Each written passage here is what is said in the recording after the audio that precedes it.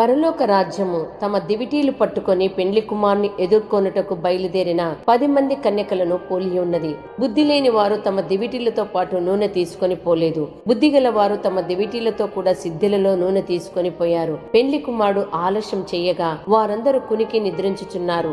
అర్ధరాత్రి వేళ ఇదిగో పెళ్లి కుమారుడు వచ్చాడని కేక వినబడగా ఆ కన్యకలందరూ లేచి తమ దివిటీలను చక్కబరిచిరి గాని బుద్ధి లేని ఆ కన్యకలు, మా దివిటీలు ఆరిపోవచ్చున్నవి గనక మీ నూనెలో కొంచెం మాకివిడని బుద్ధిగల వారిని అడిగినప్పుడు, మాకును మీకును ఇది చాలదేమో, మీరు అమ్మవారి యుద్ధకు పోయి కొనుక్కొనుడని చెప్పారు. వారు కొనబోవుచుండగా పెళ్లి కుమారుడు వచ్చెను. అప్పుడు సిద్ధపడి ఉన్న వారు పెండ్లి విందుకు లోపలికి వెళ్లారు. తలుపు వేయబడినప్పుడు తక్కిన కన్యకలు వచ్చి, అయ్యా అయ్యా మాకు తలుపు తీయమని అడగగా అతడు, మిమ్ము నేనెరగనని మీతో నిశ్చయముగా చెప్పుచున్నానని అన్నారు.